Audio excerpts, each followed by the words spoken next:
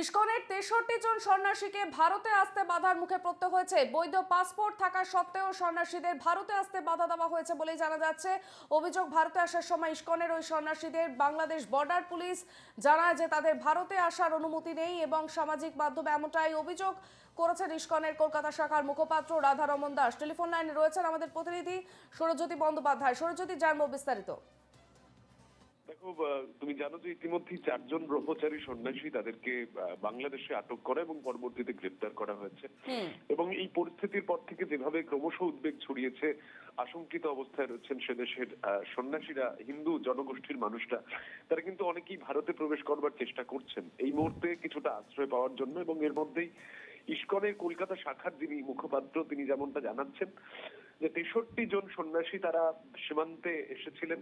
পেট্রাপোল সীমান্ত দিয়ে ভারত প্রবেশের চেষ্টা তারা যখন করছেন, সেই সময় তাদের কাছে পর্যাপ্ত নথি, ডকুমেন্ট এবং তার পাশাপাশি ভিসা থাকা সত্ত্বেও কিন্তু তাদেরকে বর্ডার ক্রস করতে দেওয়া হয়নি।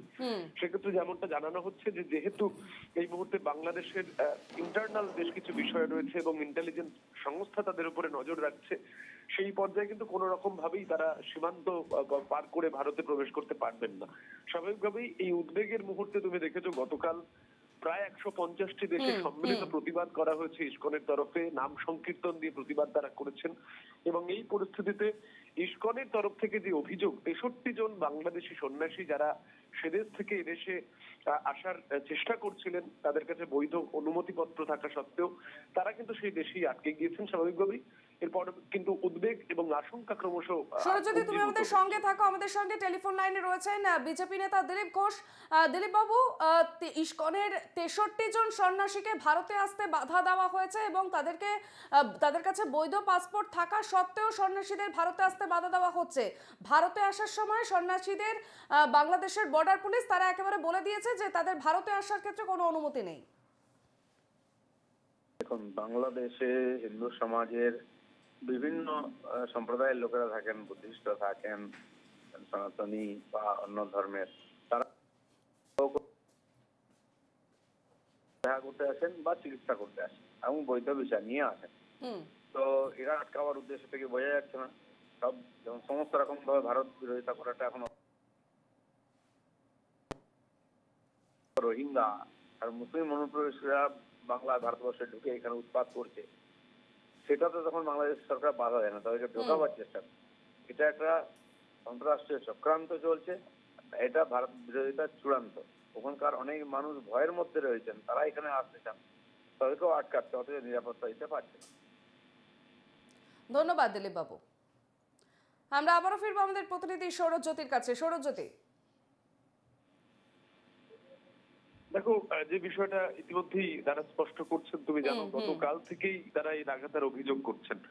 এবং এর মধ্যে 63 জন সন্ন্যাসী যারা বর্ডার ক্রস করে দেশে আসার চেষ্টা করছেন, তাদেরকে বাধা দেওয়া, সেটা কিন্তু নতুন সংযোজন বলাই যায়। তার কারণ এর আগে একাধিক সন্ন্যাসী তারা পরবর্তীতে আটক এবং ক্রমে তারা গ্রেপ্তার হয়েছেন। তুমি জানো চিন্ময় কৃষ্ণ প্রভুর পরে আরো একজন সন্ন্যাসী শ্যাম দাস, তাকে কিন্তু এই মুহূর্তে গ্রেপ্তার করা হয়েছে। তার পাশাপাশি তার সঙ্গে সাক্ষাৎ করতে আরো যেজন ভক্ত গিয়েছিলেন, তাদেরকেও আটক করা হয়েছে বলে যে খবর উঠে আসছে, সেটাই মুহূর্তে উদ্বেগের। এবং বিভিন্ন ইসকনের শাখাতে আক্রমণের ঘটনা ঘটছে বলে অভিযোগ করা হচ্ছে। তার পাশাপাশি ইসকনকে নিষিদ্ধ ঘোষণা করবার জন্য বিভিন্ন জায়গায় মিছিল চলছে। বাংলাদেশের সংখ্যালঘু যারা ধর্মাবলম্বী তাদের উপরে অত্যাচার সংগঠিত হচ্ছে বলে দাবি করা হচ্ছে। এবং এর মধ্যেই তারা যখন উদ্বিগ্ন হয়ে আশঙ্কিত অবস্থায় তারা ভারতে প্রবেশ করছেন, সেই সময় তাদেরকে বাধা দেওয়া, বিশেষ করে বৈধ কাগজপত্র এবং ভিসা থাকলেও তাদের কেন ভারতে প্রবেশ করতে সমস্যা তৈরি করা হচ্ছে, সে বিষয় নিয়ে কিন্তু প্রশ্ন তুলছে ইসকন। বেশ, ধন্যবাদ সৌরজ্যোতি। ইসকনের 63 জন সন্ন্যাসীকে ভারতে আসতে বাধার মুখে পড়তে হয়েছে এবং বাধা দেওয়ার অভিযোগ তুলছেন। ইসকনের 63 জন সন্ন্যাসীকে ভারতে আসতে বাধা এবং ইসকনের কলকাতা শাখার মুখপাত্র রাধা রমন দাস এই বিষয়ে অভিযোগ জানিয়েছেন সোশ্যাল মিডিয়া এবং বাধা দেওয়ার অভিযোগ বাংলাদেশের বর্ডার পুলিশের বিরুদ্ধে।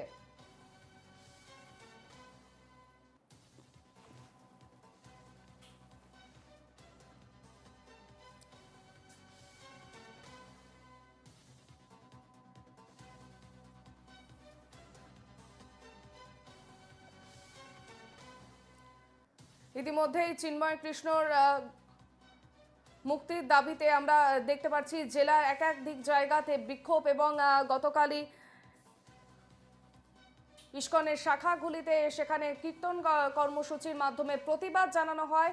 বাংলাদেশ, ভারত, আমেরিকার একাধিক জায়গায় ইসকনের মন্দিরগুলিতে সেখানে ভক্তরা তারা কীর্তনের মাধ্যমে প্রতিবাদ জানান এবং যে খবর সামনে আসছে ইসকনের এই 63 জন সন্ন্যাসীকে ভারতে আসতে গিয়ে এবার বাধার মুখে পড়তে হলো। সামাজিক মাধ্যমে অভিযোগ ইসকনের মুখপাত্র রাধা রমন দাসের।